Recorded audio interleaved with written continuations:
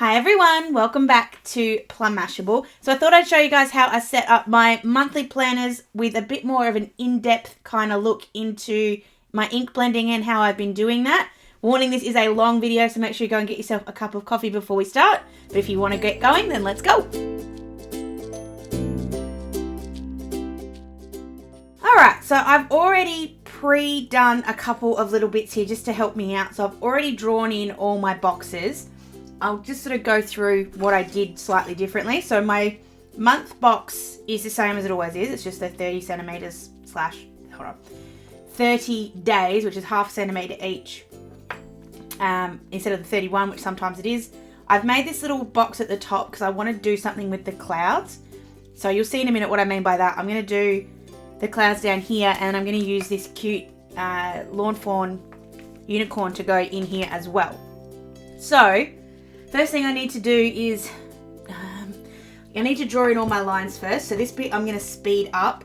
I'm using my Uni Pin Fineline in 0.07 for the border around the edge, and then I'm going to use 0.05 I think for the borders on the inside. So I'm going to go ahead and do this one super quick and I'll be right back. Okay, so before I put all the borders on this other bit, I'm going to do the cloud bit first because I think that will be a little bit easier. So for that, what I'm doing is grabbing a bit of washi tape. And I'm going to mask off all the areas I don't want the ink. So this is a very big ink blending video. So if you're not into ink blending, I would highly suggest you pressing stop and not worrying about it right now. Because this is basically all ink blending. It's just different ways to do it. So I'm just masking this off.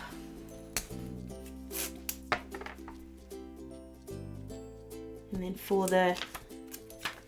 I'll cover off everything else with some paper because I don't want any getting anywhere else except this little bit.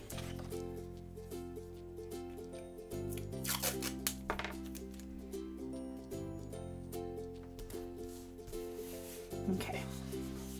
I'm also just going to grab my eraser really quick. Just rub out the pencil lines because I don't want to do that once the ink is on. Then, and I'm just doing this really roughly because it doesn't need to be any good. That's just going to sit there. This is just scrap paper and that there, just so that I've got coverage everywhere. There's no possible way that this is going to get anywhere but where it's supposed to be, I hope.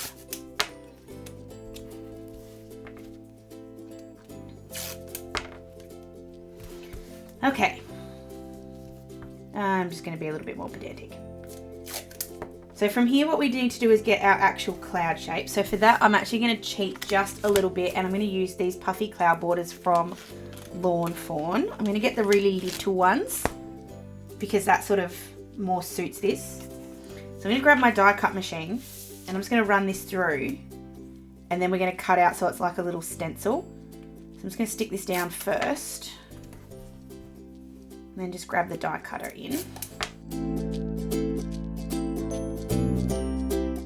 I'm just using scrap paper with this. It doesn't need to be anything that's going to last a long time because we're seriously just going to use it once and then throw it away.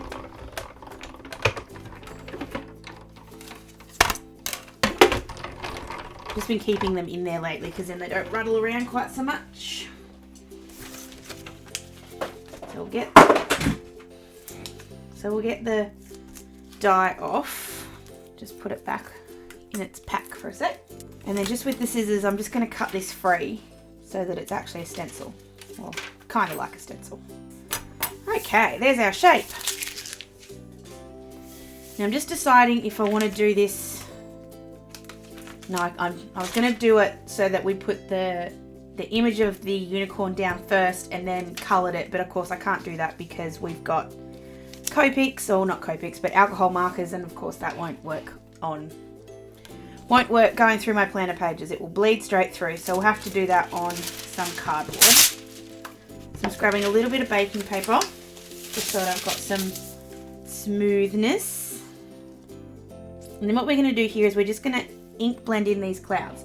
So I'm going to grab Broken China, which is a really nice sort of pale blue, and I'm just going to load up my brush pat off the excess, and I can pat it off up here as well. Actually, I've been doing this all with the blending, but I kind of really like the way that puffs. No, I don't. It's just when it's really light. I just want a very light color, so I'm just going to be really gentle. Start from the bottom of the clouds and work upwards. And then because we're masking it off, the color will go onto the back there. But you've seen a sec when I pull it away. I'm just putting a little light bit of color there. When I pull it away, you see we've shaded that off. So then when I put this next bit in, I'm just going to move it down just a little bit. Trying to keep it straight if I can. Not a big deal if it's not, but so we'll go over that. We'll go over the whole bit, which will make the bit at the top darker. And so as you go along, because you're putting all the colour over the whole box, it kind of gets these levels, which looks really cool.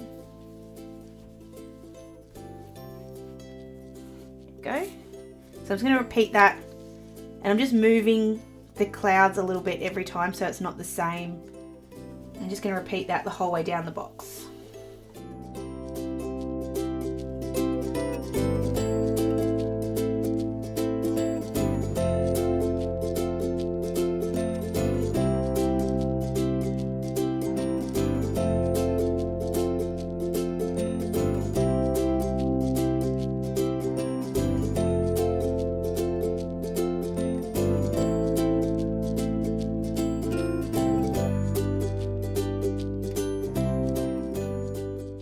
And then just to finish it off at the bottom, just come up from under where the washi tape is.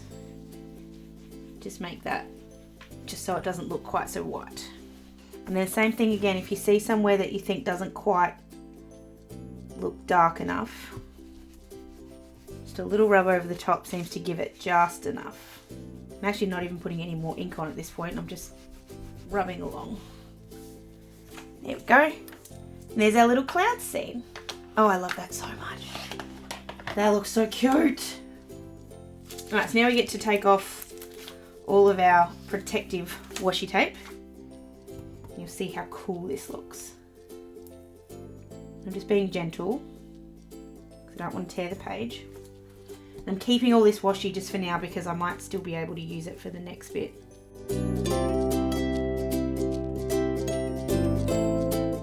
Oh, I love that so much. That just looks cool. So before we put everything away for this part, I am going to use that cloud just one more time. I want to do the same thing for this long strip at the top. So I'm going to do that super quick, because obviously you guys have seen all this bit now. So I'm just going to do this super fast and I'll be right back.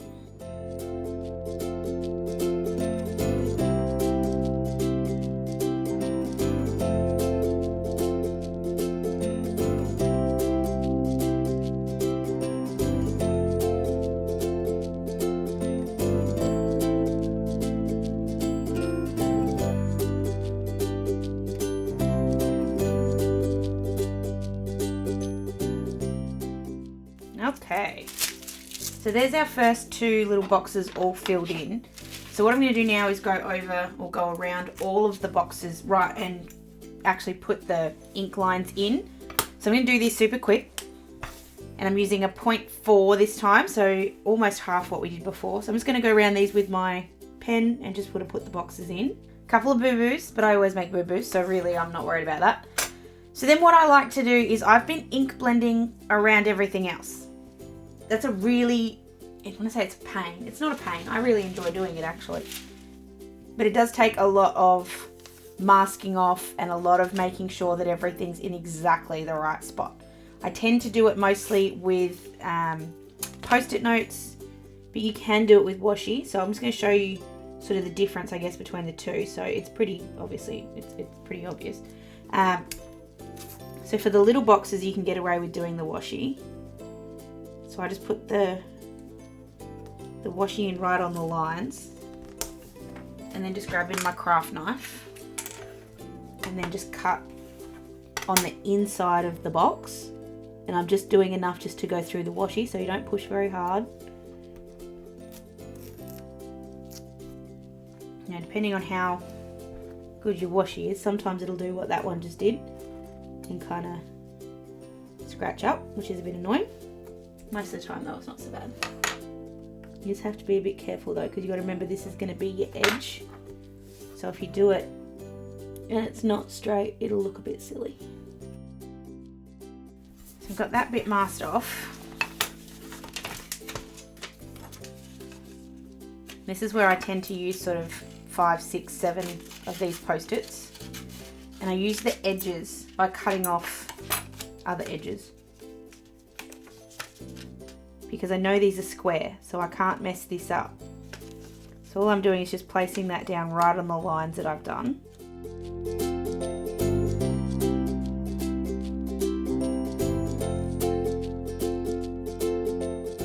So I've got those two big ones, and then we'll use the washi down the side. So I'm going to go ahead and finish masking these all off, and I will be right back.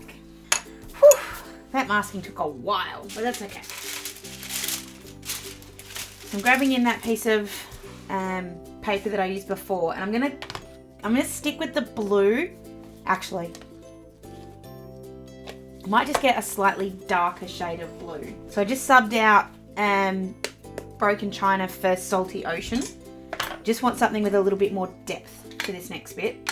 So we're gonna put yellows and blues, because I really like the way yellow and blue look together. Lid back on knife so you don't stab yourself. So I'm just rubbing off a little bit of the blue before we put it into the yellow. So I'm going to do the yellow first because that's the lighter of the colours, and then we can blend, or is it the other way around?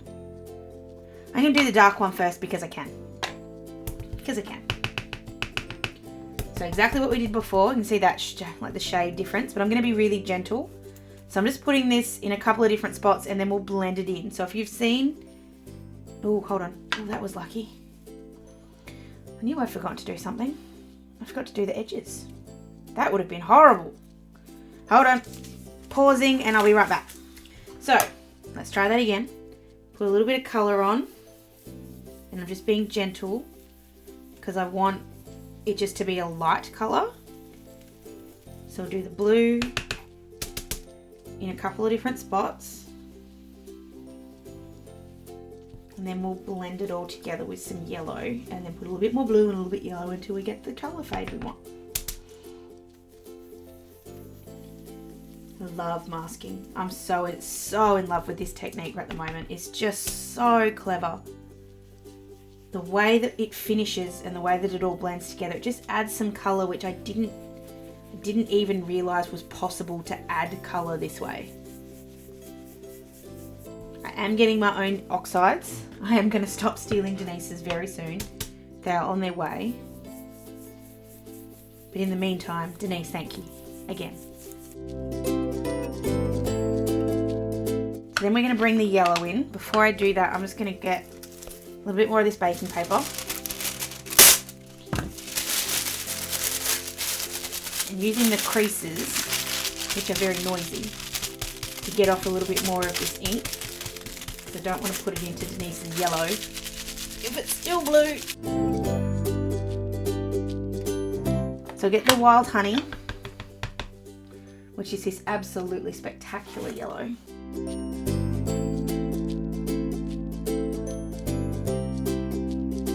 So it's going to start the same way we did just before and put the yellow in. It is going to go a little green because obviously we're mixing two primary colours, but if we keep it in the right spots, we blend it right, it won't go green. Just putting that down everywhere that there was still a white space. And I'm trying not to go over the blues, but sort of stop once I get there, and that way that won't do that mucky kind of green colour that I had before. Just remember to keep your fingers off the inked bits, and that's just because that way the oils from your fingers won't react with the oxides.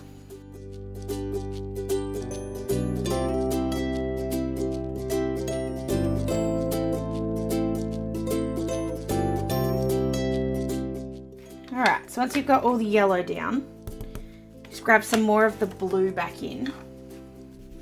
And again, just rubbing a little bit more of that yellow off. And just anywhere where there's not a really seamless kind of blend, you're just gently going back in with the blue. the two colours go together. So I've got this right on the very, very tip of the brush, because again, trying not to go green too much. I'm actually using the top of the brush for the blue now and the bottom of the brush for the yellow so that I don't get the colours too mixed together. And then just with a mildly clean brush, just going back over all the blends, gently, very, very gently, just to blend them. I'll get words out in a sec. Blend them together just a little bit more. All right, that's all for the blending. We're gonna stop blending. This is what your hand's gonna look like when you're finished. This is a completely optional thing to do. Actually, hold on. I'm just gonna grab my other little brush. I don't like the little brush as much as the big brush, but I'm just gonna add a little bit more blue in that top corner. It just looked a little washed out. There we go, that's better. So like I said, this bit is completely optional, but I'm just going to add some water to this. I love the way it reacts with the oxide, and I just love the look. So I'm just going to hold this up really high, which is why it's right underneath where the camera is.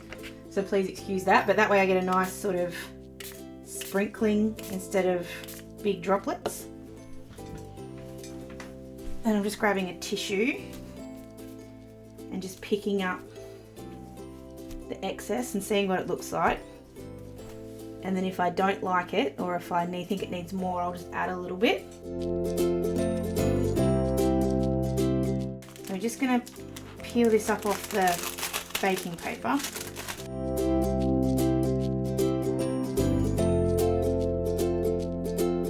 So before I pull off all the washi, I'm just going to give this a quick blast with the heat tool, just to dry it off, make it sit flat, and then we can pull the washi off a little bit easier.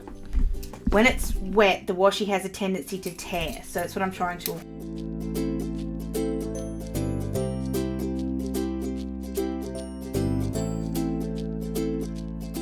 So now that that's dry, I'm just peeling off all of the washi and all of the paper, just very carefully. You obviously don't want to tear any of it now. Look how clean that edge is. It just looks so good. And you guys wait till you see the bits on the inside. The only parts I'm worried about are the bits where we had already done the ink blending, because I've never done washi on top of ink blend before. So it'll be interesting to see how that comes up.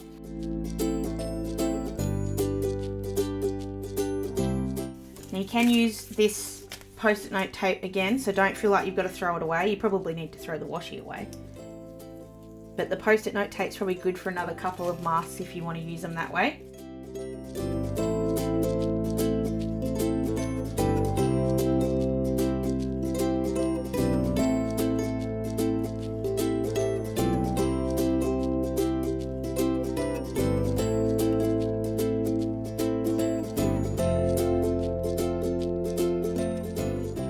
Okay, so just in that little corner, when I tore that up, I have actually torn it. But I think I have a way that I can fix that, so I'm not really worried. Alright, this next bit is another bit that I'm going to go through super fast because it's just Copic colouring and it's not particularly exciting. So I'm just grabbing in this Express It blending card. I have already used this for something else, but I'm just going to stamp in very quickly. Whoops, lost my fairy. Using my Memento ink, I'm just going to stamp in one of the unicorns and a couple of the little fairies that are in this collection because they're very super cute. So stick that on my little ink pad. This is why I don't throw out any of my offcuts of like ink, blending paper or anything, because you can always find a way to use a little bit more.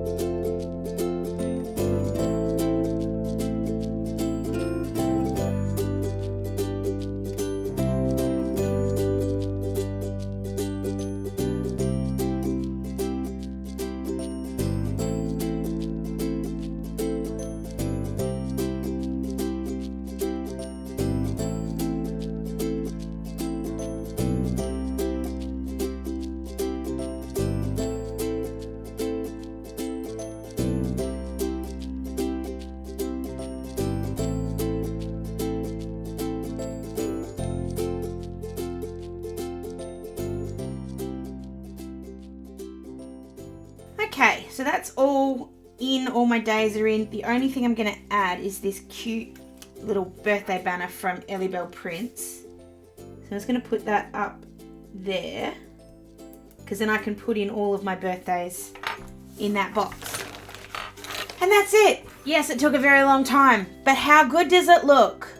I cannot get over the clouds with that unicorn. I love that. That's so, so cute. I love the cute little fairies. And obviously this is a bit of a what's the word I'm looking for? A variation on what I've been doing recently, which has been putting washi tape in this box at the bottom. And what I love most about this page is I can change it whenever I want. If I want to add in a bigger box to put in a die cut, I can. If I want to put this strip along the top, I can, because this just starts off as a dot grid worth of paper. The ink doesn't come through. My favorite thing about this ink is that it doesn't transfer through. And because I use the blending paper to do the die cuts, nothing from the Copics is going to blend through either. So I adore that. So let me know what you think. I hope this gave you a bit of an idea of how to use the inks if you weren't quite sure.